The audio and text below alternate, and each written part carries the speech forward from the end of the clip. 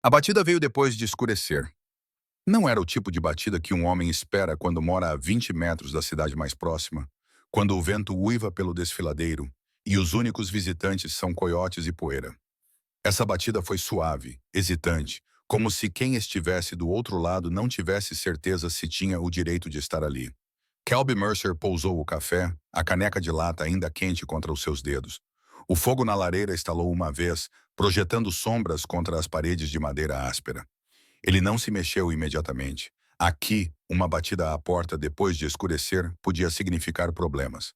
Tradição ou fora da lei, nem sempre importava qual.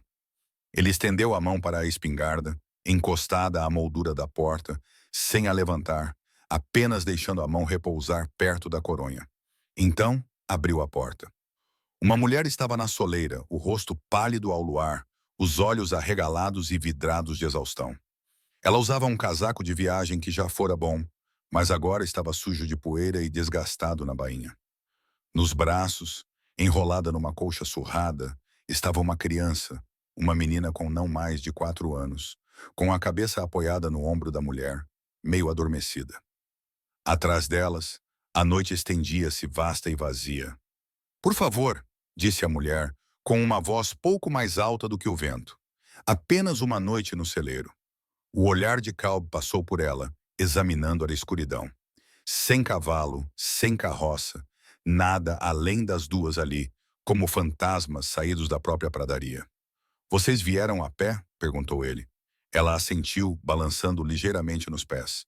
A criança se mexeu, choramingando baixinho, e a mulher apertou o abraço, equilibrando-se com esforço visível. Calb olhou para elas, olhou de verdade. As mãos da mulher estavam cheias de bolhas, as botas cobertas de lama, e algo mais escuro, sangue talvez. O rosto da criança estava corado, a respiração superficial e irregular. Não estavam apenas cansadas, tinham corrido. Ele olhou para o celeiro, depois voltou a olhar para a mulher. Ela encontrou o seu olhar e, nos olhos dela, ele viu algo que reconheceu. O desespero silencioso de alguém que não tinha mais nada com que negociar, exceto a verdade.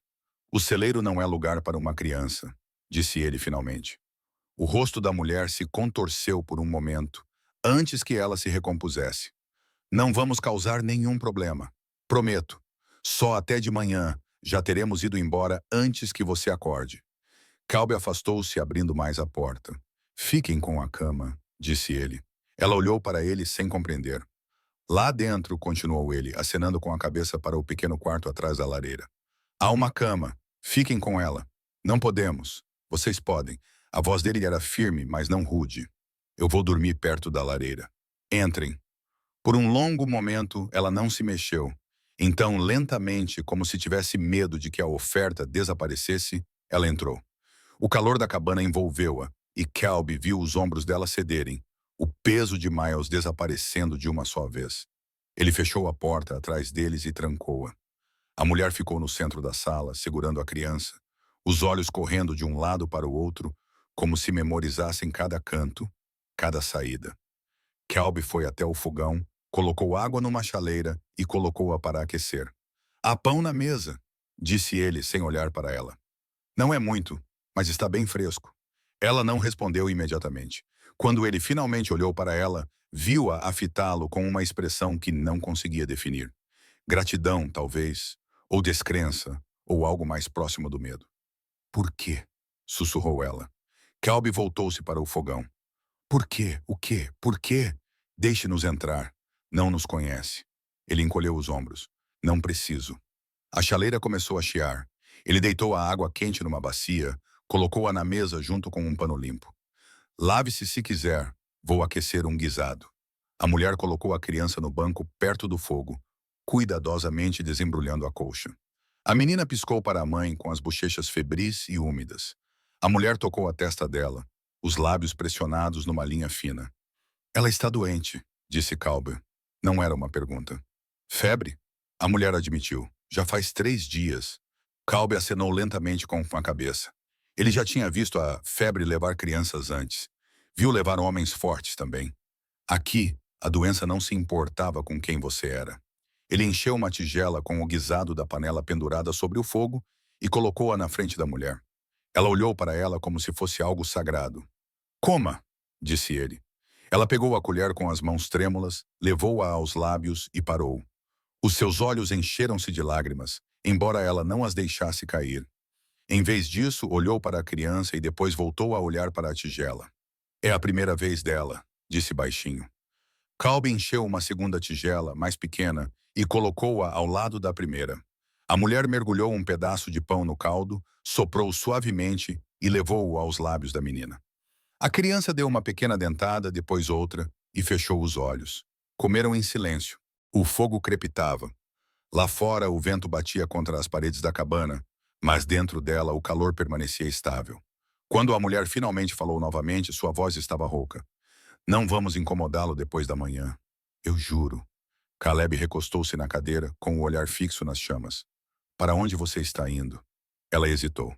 Para o oeste. É uma longa caminhada. Nós vamos conseguir. Não com uma criança doente. Não vão. O seu maxilar cerrou-se. Nós vamos conseguir. Ela repetiu com mais veemência desta vez. Caleb não insistiu. Ele tinha aprendido há muito tempo que algumas pessoas carregavam fardos que não partilhavam, por mais pesados que fossem. Ele levantou-se, foi até a sala dos fundos e voltou com um cobertor de lã. As camas ficam ali, disse ele, acenando com a cabeça em direção à porta. Descanse um pouco. A mulher pegou a criança nos braços e levou-a para o quarto. Na sola da porta, ela parou e olhou para trás. Obrigada, disse ela suavemente. Caleb acenou com a cabeça uma vez. Ela desapareceu na escuridão e ele ouviu o rangido da estrutura da cama, o farfalhar do tecido a assentar. Sentou-se junto à lareira com a espingarda apoiada nos joelhos e ouviu a noite. Lá fora, algo se moveu. Era um som fraco, talvez apenas o atrito de uma bota contra a pedra ou o barulho do couro. Calbi apertou a espingarda com mais força. Esperou, imóvel, respirando lenta e uniformemente. Nada. Mas não relaxou, porque ali fora nada muitas vezes significava algo. E o que quer que tivesse trazido aquela mulher e a sua criança à sua porta no meio da noite, ainda não tinha terminado com elas. Ele acrescentou mais um tronco à fogueira e acomodou-se para esperar. A manhã chegou silenciosa, o tipo de silêncio que parece uma respiração suspensa. Calbi acordou com uma luz pálida a filtrar-se pela janela. A fogueira tinha se reduzido a brasas. As suas costas doíam por ter dormido sentado na cadeira, mas ele não se mexeu imediatamente. Primeiro ele escutou. Passos, vozes, qualquer coisa que não pertencesse ali. Zilon. Ele levantou-se, esticou os ombros rígidos e dirigiu-se para o quarto dos fundos. A porta estava entreaberta. Através dela, ele podia ver a mulher sentada na beira da cama, com a mão apoiada na testa da criança. A menina ainda dormia, a sua respiração agora mais estável, a febre baixada. A mulher olhou para cima quando Calbi se aproximou, os olhos vermelhos, mas mais claros do que na noite anterior. Ela está melhor, disse Calbi. A mulher acenou com a cabeça. O descanso ajudou. Ele entrou na porta, mas não cruzou o limiar. Há café no fogão. Sirva-se. Ela levantou-se lentamente, como se estivesse a testar se as pernas a sustentariam. Vamos partir em breve. Como eu disse, fique mais um dia. As palavras saíram antes que ele as pensasse completamente. Mas, uma vez ditas, ele não as retirou. A mulher olhou para ele, abriu a boca e depois fechou-a. Não podemos, disse ela finalmente. Vocês podem. Você não entende, então me ajude a entender. Ela balançou a cabeça, cruzando os braços sobre o peito como se estivesse tentando se controlar. Você já fez mais do que o suficiente. Alguém está à sua procura? A pergunta pairou no ar entre eles, incisiva e inevitável. O rosto da mulher empalideceu, e Cal soube que tinha adivinhado certo. Não importa, disse ela baixinho. Partiremos ao meio-dia. Importa se eles aparecerem aqui. Ela estremeceu. Eles não aparecerão. Tens a certeza disso? Ela não tinha. Ele podia ver isso pela forma como as mãos dela tremiam. Pela forma como os olhos dela se voltavam para a janela, como se esperasse que sombras aparecessem a qualquer momento. Calbi recuou, dando-lhe espaço. Não estou a perguntar o que fizeste. Não estou a perguntar do que estás a fugir. Mas se houver problemas, prefiro saber do que ser pego de surpresa. A mulher afundou-se na cama, encolhendo os ombros. Por um longo momento, ela não disse nada. Então, com uma voz tão baixa que ele quase não ouviu. O seu pai Caleb esperou. Ele não é um bom homem, ela engoliu em seco. Tentei ir embora 2 vezes. Ele me encontrou nas 2 vezes, me trouxe de volta, disse que se eu tentasse novamente, a voz dela falhou. Ele disse que atiraria de mim, disse que eu nunca mais a veria. A criança se mexeu durante o sono e a mulher estendeu a mão, alisando os cabelos emaranhados do rosto dela. Então você fugiu, disse Caleb. Então eu fugi. Ela olhou para ele, os olhos ferozes apesar do medo. E não vou voltar. Não me importo com o que ele me faça, mas não vou deixá-lo ficar com ela. Caleb acenou lentamente com a cabeça. Ele conhecia homens assim. Homens que pensavam que o amor era o mesmo que posse, que mediam o seu valor pela força com que conseguiam segurar as coisas. Ele tinha visto o que eles deixavam para trás. Há quanto tempo ele está atrasado? Não sei, um dia, talvez 2. Cobrimos os nossos rastros o melhor que pudemos, mas ela parou, abanando a cabeça. Ele é bom a encontrar coisas. Caleb dirigiu-se à janela, olhando para a extensão de terra vazia que rodeava a sua cabana. Nenhum movimento, nenhum rastro de poeira. Ainda não. Precisam de descansar, disse ele. Ambos. Pelo menos mais um dia, talvez 2. Nós não podemos. Tu podes. Ele virou-se para ela. Tu vais desmaiar lá fora. Não vais conseguir percorrer 16 quilômetros. E se ele for tão bom quanto dizes, vai encontrar-te antes de Sundom. A mulher cerrou os dentes. E se ele vier aqui, então eu lido com isso. Não sabes o que estás a dizer. Talvez não, Caleb cruzou os braços. Mas sei o que acontece às pessoas que se esgotam. E sei o que acontece às crianças que não recebem os cuidados de que precisam. Ele acenou com a cabeça para a menina adormecida. Ela está a melhorar, mas ainda não está bem. Ainda não. A mulher olhou para a filha e algo no seu rosto suavizou-se. Por que estás a fazer isto? Caleb não respondeu imediatamente. Pensou na pergunta, revirou-a na mente como uma pedra. Não sei, disse finalmente. Talvez porque alguém deva fazer isso. Ela olhou para ele, procurando algo em seu rosto. Talvez engano ou expectativa. Fosse o que fosse que ela procurava, não parecia encontrar. Lentamente, quase com relutância, ela acenou com a cabeça. Mais um dia, disse ela, mas se houver qualquer sinal dele, qualquer sinal, nós partimos.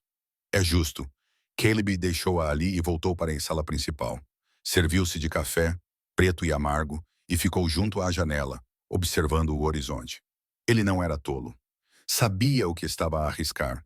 Sabia que a bondade ali poderia custar tudo a um homem. Mas também sabia que algumas coisas eram mais importantes do que a segurança. Algumas coisas às quais não se podia virar as costas, por mais fácil que fosse. Ao meio-dia, a mulher saiu da sala dos fundos, com a criança a caminhar lentamente ao seu lado. A febre da menina tinha baixado completamente. As bochechas ainda estavam coradas, mas os olhos estavam mais brilhantes. Ela agarrou-se à mão da mãe, observando Caleb com curiosidade silenciosa. Ela quer agradecer-lhe, disse a mulher. Caleb olhou para a criança e ajoelhou-se para ficar mais perto dela. Sente-se melhor? A menina acenou com a cabeça, com uma voz fraca. Sim, senhor. Ótimo. Ele enfiou a mão no bolso e tirou um pequeno cavalo esculpido, não maior do que o seu polegar. Ele o esculpiu meses atrás, durante uma longa noite de inverno em que não conseguia dormir. Tu gostas de cavalos? Os olhos dela se arregalaram. Ela acenou com a cabeça novamente, desta vez com mais entusiasmo. Ele estendeu a mão e ela pegou o cavalo com cuidado, segurando-o com as 2 mãos como se fosse feito de vidro. Obrigada, sussurrou ela. Caleb levantou-se com o peito apertado de uma forma que não conseguia compreender. De nada. Os olhos da mulher estavam novamente molhados, mas desta vez ela não tentou escondê-lo. Naquela tarde, Caleb saiu a cavalo para verificar o perímetro, examinando a terra em busca de qualquer sinal de movimento. Não encontrou nada. Nenhuma pegada, nenhum cavaleiro, nem poeira no vento, mas a inquietação permaneceu com ele, enrolada em seu estômago. Quando ele voltou, a mulher e a criança estavam sentadas junto à lareira, a menina brincando silenciosamente com o cavalo esculpido enquanto a mãe observava. Caleb não disse nada. Ele apenas acrescentou lenha à lareira e verificou o ferrolho da porta. Lá fora, o sol se punha, pintando o céu em tons de âmbar e sangue. E em algum lugar distante, os cascos começaram a aproximar-se lentamente, inevitavelmente. Os cavalos chegaram ao anoitecer. Caleb viu primeiro a poeira, uma linha fina a subir contra o horizonte, como o fumo de uma fogueira a apagar-se. Ele tinha estado à procura disso toda a tarde, aquele sinal revelador de cavaleiros a moverem-se rapidamente. Agora que estava ali, o seu coração não acelerou. Ficou calmo. Ele virou-se da janela e viu a mulher parada na porta da sala dos fundos, com o rosto sem cor. "É ele?" perguntou Kalb. Ela acenou com a cabeça, os lábios pressionados numa linha sem sangue. "Quantos são com ele?" "2, talvez 3. A voz dela era quase um sussurro. "Irmãos, eles fazem tudo o que ele manda." Kalb dirigiu-se à lareira, onde o seu cinto de armas estava pendurado num gancho. Apertei-o, verifiquei o cilindro do revólver e peguei na espingarda. A mulher observou-o com os olhos arregalados, as mãos entrelaçadas. "Leve a menina para a sala dos fundos", disse ele calmamente. "Feche a porta. Não saia a menos que eu diga." "Ele..." A sua voz falhou. "Ele vai matá-lo e depois vai levá-la." "E ele não vai." Kalb encontrou o seu olhar, a voz firme. "Vá agora. Mantenha-a quieta." Por um momento, a mulher não se mexeu. Então virou-se e desapareceu na sala dos fundos. Ele ouviu o murmúrio suave da sua voz, acalmando a criança, seguido pelo rangido da porta a fechar. Kalb caminhou até a janela e olhou para fora. 3 cavaleiros. Moviam-se em fila solta, sem pressa, confiantes. O do meio era mais alto do que os outros. Tinha ombros largos e o chapéu puxado para baixo. Mesmo à distância, Kalb podia ver a sua postura. Como um homem a quem nunca disseram não e que não reconheceria se o fizessem. Eles abrandaram ao aproximarem-se da cabana, espalhando-se ligeiramente. Kalb observou as suas mãos. Nenhum deles tinha sacado a arma ainda, mas o fariam. Homens como esses sempre faziam isso. O cavaleiro da frente parou a 20 metros da porta. Ele montava o cavalo com facilidade, olhando para a cabana como se estivesse avaliando o gado. "Está aí dentro?" ele gritou. Sua voz era grave e áspera. "Estou à procura da minha esposa e da minha filha." Kalb não respondeu. Ele ficou ao lado da janela, rifle na mão, observando. "Sei que elas estão aqui", continuou o homem. "Vi as pegadas delas agora. Não quero problemas. Apenas mande-as para fora e seguiremos o nosso caminho." Ainda assim, Caleb não disse nada. O queixo do homem se contraiu. "Está a ouvir-me?" Um dos outros cavaleiros se mexeu na cela, a mão indo em direção à arma. O cavaleiro líder levantou a mão, parando. "Jim, escute", disse ele, o tom agora mais suave, quase razoável. "Não sei o que ela lhe contou. As mulheres têm ideias. Sabe como é, mas ela é minha esposa. Aquela rapariga é do meu sangue. Tenho direito a elas." Caleb entrou na porta, com a espingarda apoiada no peito. Os 3 homens ficaram tensos, os olhos fixos nele. "Não tem direitos aqui", disse Caleb calmamente. O cavaleiro da frente inclinou-se para a frente na cela, apertando os olhos. "Isso é para que saibas quem eu sou." "Não me interessa." Um lampejo de raiva passou pelo rosto do homem, mas ele suavizou-o, substituindo-o por um sorriso frio. "O meu nome é Dolan, Jack Dolan. Talvez já tenhas ouvido falar." Caleb abanou a cabeça. "Não posso dizer que sim." O sorriso de Dolan diminuiu. "Bem, agora ouviu, e agora sabe que quando digo que vou levar a minha família para casa, estou a falar a sério. Eles não vão a lado nenhum." O cavaleiro à esquerda falou com uma voz aguda e nasal. "Raios, Jack! Cala-te, Toby!" Os olhos de Dolan nunca deixaram Kalb. "Está a cometer um erro, amigo." "Não sou teu amigo", disse Kalb, "e não és bem-vindo aqui. Dá a volta. Vai-te embora." "Não sem eles. Então acho que não vais embora." Por um longo momento ninguém se mexeu. O vento aumentou, levantando poeira ao redor dos cascos dos cavalos. Em algum lugar distante, um coiote uivou, seu grito fino e solitário. A mão de Dolan moveu-se lentamente em direção à sua arma. "Não", disse Caleb. Dolan congelou. Então, lentamente, ele levantou as 2 mãos, com as palmas para fora. Mas o olhar nos seus olhos não mudou. Ele se tornou mais aguçado, mais duro, transformou-se em algo malicioso. "Você tem um nome?" perguntou Dolan. "Merco." "Bem, Mercer, você parece um homem razoável. Então, deixe-me ser claro. Aquela mulher lá dentro é minha. Ela não vai sair só porque tem uma ideia tola na cabeça. E se estás a pensar em bancar o herói, é melhor saberes. Tenho amigos, muitos amigos. Podes me mandar embora hoje, Mas amanhã, na próxima semana, estarei de volta e não vou pedir com gentileza. Calb moveu o rifle ligeiramente, apenas o suficiente para que o cano apontasse mais diretamente para o peito de Dolan. Se voltares, disse Calb, não vais sair daqui. Dolan olhou para ele com o maxilar a trabalhar. Então, lentamente, acenou com a cabeça.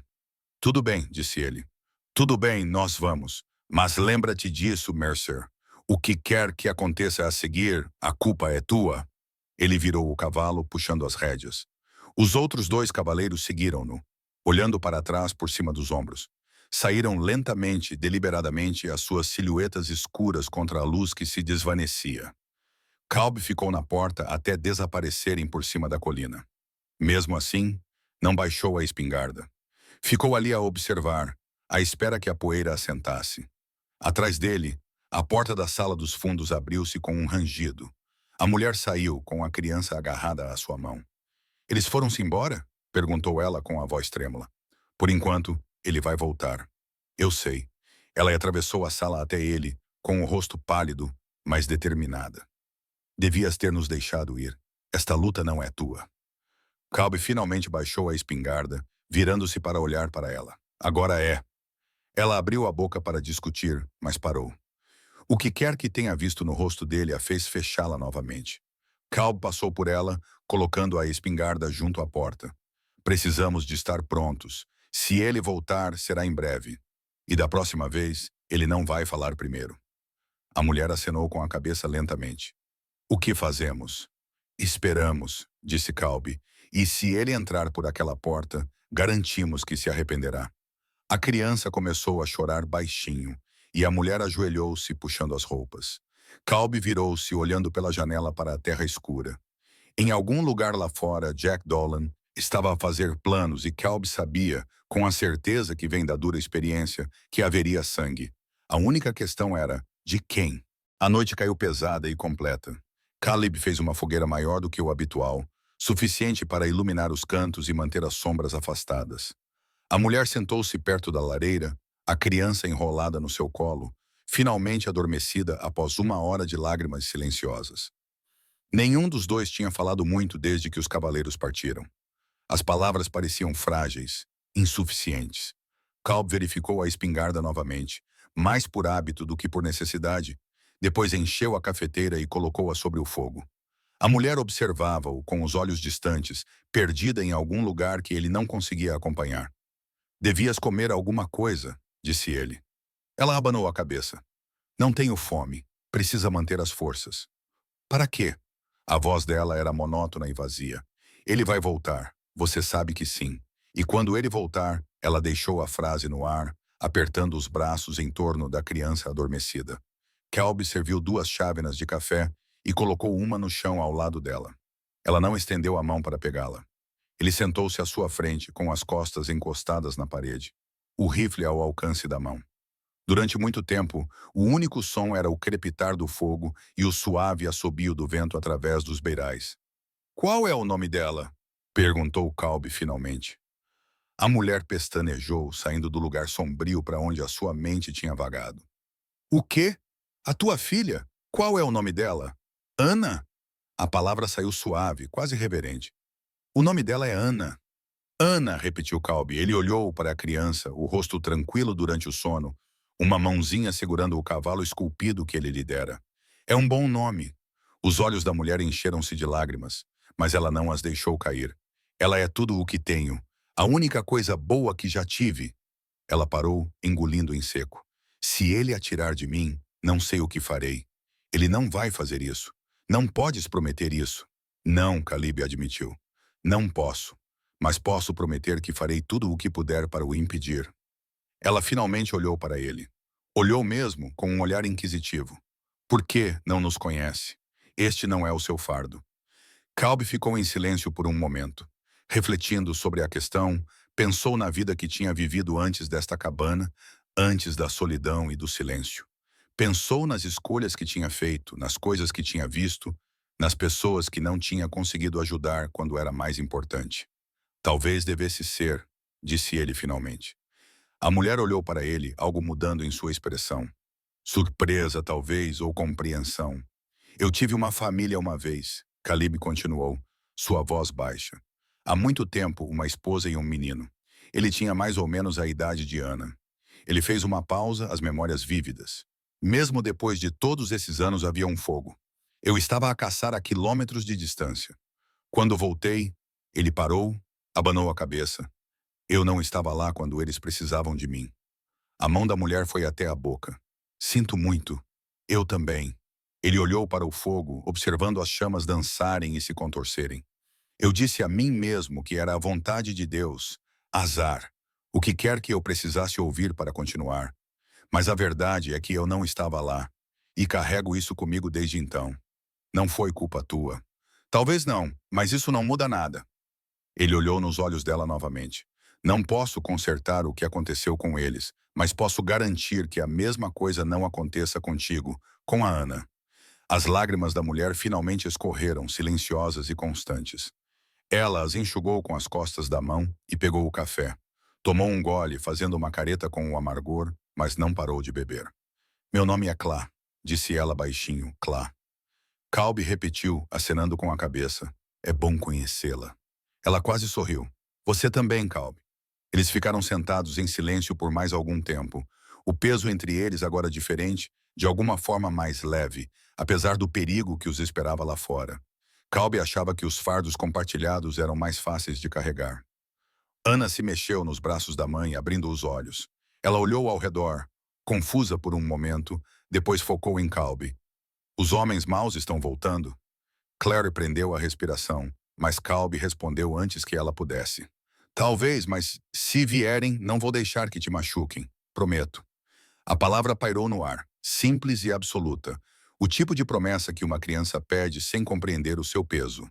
Calbi olhou para ela, para a confiança naqueles olhos arregalados, e sentiu algo se abrir dentro do seu peito. Prometo, disse ele. Ana acenou com a cabeça, satisfeita, e fechou os olhos novamente. Clary se abaixou e beijou a testa da filha, seus lábios demorando-se ali. Obrigada, ela sussurrou. Calbi não respondeu, não havia nada a dizer. Mais tarde, depois que Clá levou Ana de volta para a cama e voltou para sentar-se perto da lareira, ela falou novamente. O que você fará depois? Depois do quê? Depois que isso acabar? Depois que partirmos? Calbi deu de ombros. O mesmo de antes, eu acho. Cuidar da terra. Viver sozinho, isso não é vida. É a vida que escolhi. Por quê? Ele pensou na pergunta. A lareira projetava sombras no seu rosto. Porque é mais fácil do que a minha alternativa, que é cuidar. Ele disse que era simplesmente sem amargura. Cuidar das pessoas, deixá-las entrar. É mais fácil ficar sozinho do que arriscar perder alguém novamente. Clary ficou em silêncio por um longo momento. Então ela disse, não estás tão sozinho quanto pensas. Caleb olhou para ela, viu o calor nos seus olhos, a gratidão e algo mais. Algo para o qual ele não tinha nome. Talvez não, disse ele. A noite aprofundou-se. Lá fora, o vento continuava a sua canção baixa. Lá dentro, o fogo queimava constante, afastando a escuridão. E naquela pequena cabana, 3 pessoas que eram estranhas apenas um dia antes estavam sentadas juntas, unidas pelas circunstâncias e pela escolha, esperando pelo que o amanhecer traria. Eles chegaram com o nascer do sol. Calbi os viu da janela. 5 cavaleiros. Desta vez, não 3. Jack Dolan cavalgava à frente, ladeado por seus irmãos e 2 outros que Calbi não reconhecia. Eles se moviam mais rápido do que antes, com determinação, os cascos dos cavalos levantando nuvens de poeira vermelha. Claire, disse Calbi baixinho. Ela já estava acordada, sentada à mesa com Ana. Olhou para cima, viu o rosto dele e compreendeu imediatamente. Leva-a para a cave, disse Caleb, acenando com a cabeça para a porta secreta no canto. Está escondida debaixo do tapete. Estarão seguras lá embaixo. Ela levantou-se pegando Ana nos braços. E tu? Eu trato disso, Clebu. Vai agora. Ela hesitou por apenas um momento, depois moveu-se rapidamente, puxando o tapete e levantando a pesada porta de madeira. O espaço abaixo era pequeno, escuro, mas caberia os 3. Ela desceu com Ana e Calbo. Abriu a porta, colocando o tapete de volta no lugar. Ele pegou o rifle, verificou-o uma última vez e saiu. Os cavaleiros pararam a 30 metros da cabana, espalhando-se em um semicírculo. Jack Dolan desmontou. as botas batendo no chão com peso deliberado. Os outros permaneceram nos cavalos, as mãos apoiadas nas armas. Não esperavam que eu voltasse tão cedo, não é? Gritou Dolan. Esperava que você tivesse mais bom senso, respondeu Kalb. Dolan sorriu, mas não havia humor nisso. Bom senso? Você tem a minha mulher e o meu filho trancados lá dentro e vem falar-me de bom senso. Elas não estão presas e não vão sair. Vês, é aí que te enganas. Dolan deu um passo à frente, então. Ontem dei-te uma oportunidade. Disse-te para ires embora, mas não a aproveitaste. Por isso, agora vamos fazer isto da maneira mais difícil. Kalb levantou ligeiramente a espingarda, sem apontar, apenas para deixar clara a sua intenção. Se apontares para mim, é melhor estares pronto para morrer. Um dos homens a cavalo riu nervosamente.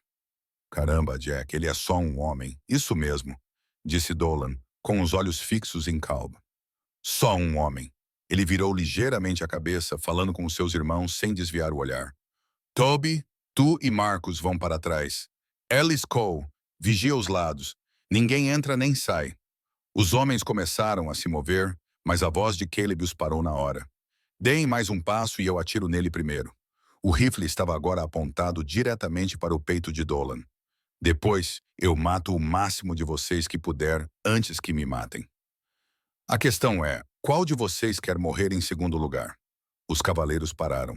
O sorriso de Dolan desapareceu. Você está a blefar, disse ele. Tenta. O silêncio estendeu-se como um fio. Em algum lugar distante, um corvo grasnou agudo e zombeteiro. Os cavalos se mexeram, sentindo a tensão. Então, atrás de Caleb, uma voz soou. Ele não está a blefar. Caleb olhou para trás com o coração afundando. Clea estava na porta, segurando o revólver com as duas mãos. Ele estava apontado para Dolan, seus braços firmes, apesar do medo em seus olhos. Clea, não estou a esconder-me, disse ela com firmeza. Não mais. A expressão de Dolan mudou. Surpresa, depois algo mais sombrio. Clea, abaixa a arma. Vais magoar-te. Fica aí, Jacu. Clá, querida, estás a ser tola. Vem cá. Traz a Ana. Vamos para casa e podemos esquecer que tudo isto aconteceu. Não vou voltar. Sim, vais. A voz dele endureceu. És minha mulher. A Ana é minha filha. Não pode simplesmente ir embora. Já fui. Dolan cerrou os dentes. Achas que este homem pode proteger-te? Achas que ele se importa contigo? Ele só está a usar-te, Claire.